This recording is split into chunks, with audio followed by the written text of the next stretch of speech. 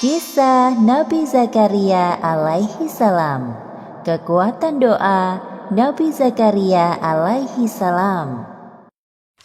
Kisah ini disebutkan beberapa kali dalam Al-Quran.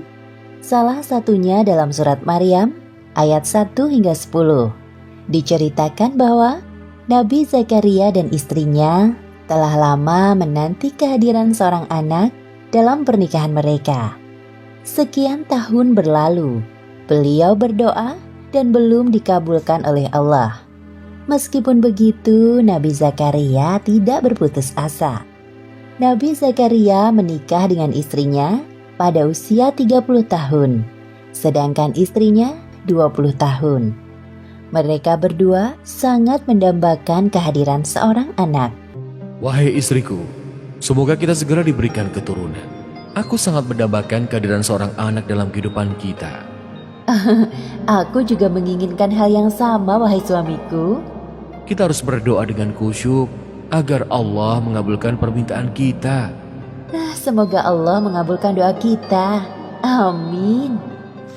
Setiap hari, Nabi Zakaria dan istrinya selalu memohon kepada Allah agar diberikan keturunan. Ya Allah, Tuhan Maha Pengasih dan Penyayang, hamba mohon karuniakanlah kami seorang anak dari keturunanku, agar kelak anak itu dapat meneruskan perjuanganku.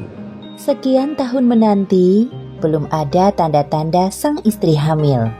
Ternyata istri Nabi Zakaria adalah seorang mandul, artinya tidak bisa memiliki anak. Aku tidak bisa memiliki seorang anak, wahai suamiku.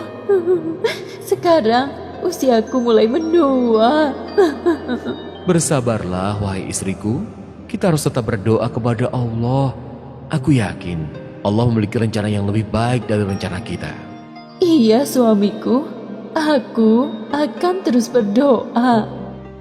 Meskipun doanya belum dikabulkan Allah, Nabi Zakaria tidak putus asa. Beliau terus berdoa dan selalu berprasangka baik kepada Allah. Doanya selalu sama, yaitu meminta agar diberikan keturunan.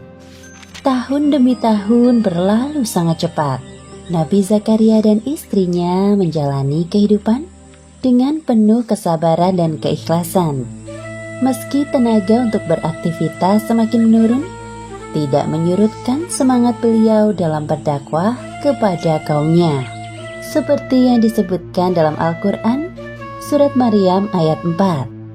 Ia berkata, "Ya Tuhanku, sesungguhnya tulangku telah lemah, dan kepalaku telah dipenuhi uban, dan aku belum pernah kecewa dalam berdoa kepada Engkau, ya Tuhanku." Nabi Zakaria menguasai banyak bidang keilmuan. Maka dari itu, beliau sangat menginginkan seorang anak untuk mewarisi keilmuan yang dimilikinya.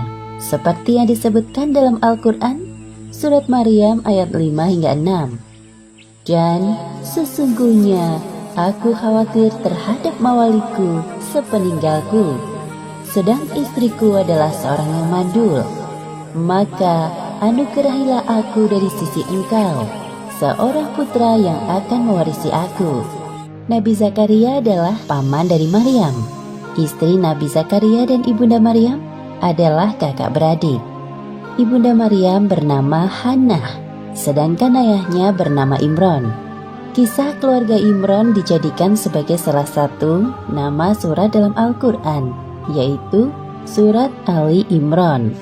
Pada saat Maryam masih dalam kandungan, Imron dan Hannah telah bernazar kepada Allah untuk menyerahkan anaknya kelak menjadi orang yang taat kepadanya.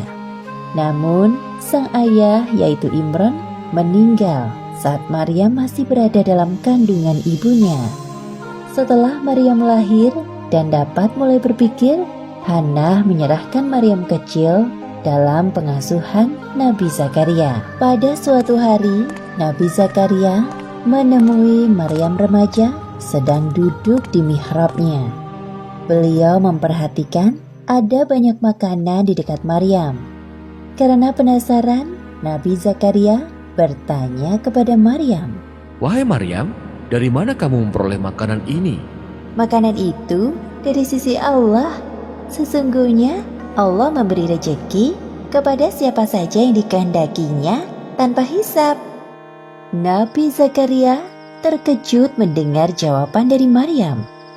Dari peristiwa itu timbul semangat besar dalam diri Nabi Zakaria. Sesampainya di rumah, dalam mihrabnya, beliau beribadah sambil menangis dan berdoa dengan suara merendah. Ya Allah, berilah aku dari sisi Engkau seorang anak yang baik. Sesungguhnya Engkau Maha Pendengar doa. Belum sampai Nabi Zakaria menyelesaikan ibadahnya, Allah mengabulkan doanya lewat perantara malaikat Jibril. Sesungguhnya Allah menyuruhku untuk menyampaikan kepadamu sebuah kabar gembira. Apa itu, wahai Jibril? Atas kesabaranmu dalam berdoa, Allah mengabulkan permintaanmu dengan balasan berkali-kali lipat. Pertama, Allah akan memberikanmu keturunan seorang anak laki-laki.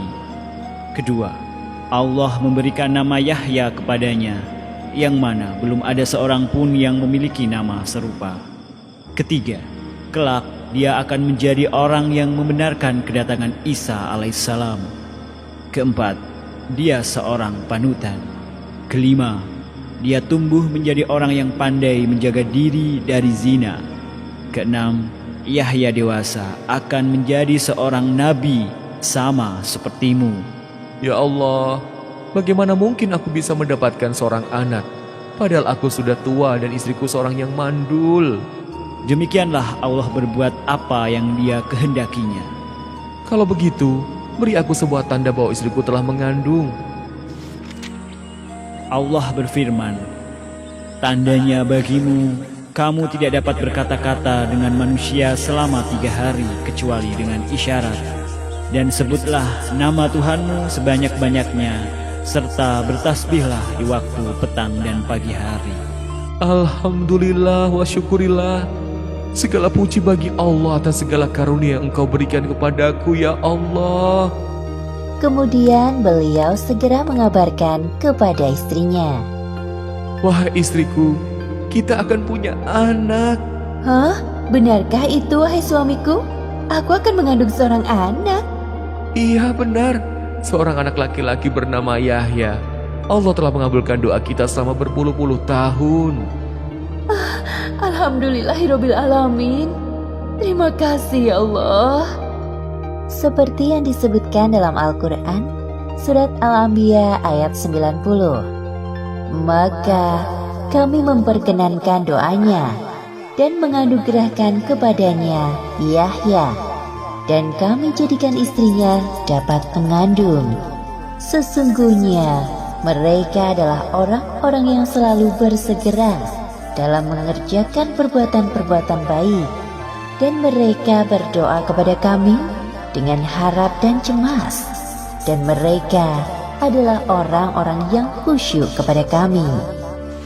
Demikianlah akhir kisah kekuatan doa Nabi Zakaria dalam meminta keturunan. Hikmah yang dapat kita ambil dari kisah ini: pertama, jangan pernah berputus asa dalam berdoa. Kedua, ketika kita meminta sesuatu kepada Allah, harus sabar dan konsisten. Pada saatnya, Allah akan mengabulkannya lebih dari yang kita harapkan. Ketiga, kisah Nabi Zakaria ini membuktikan kepada kita bahwa kekuasaan Allah tidak terbatas. Seperti kisah istri Nabi Zakaria yang mengandung seorang anak di usianya yang sudah tua. Suatu hal yang mustahil terjadi pada manusia biasa. Namun, saat Allah berkehendak hal itu terjadi, maka terjadilah. Wallahu a'lam bishawab. Assalamualaikum. Kalau teman-teman belum subscribe, yuk klik tombol subscribe warna merah. Gratis loh. Jangan lupa klik juga gambar loncengnya ya, supaya teman-teman bisa tahu video-video baru Diva.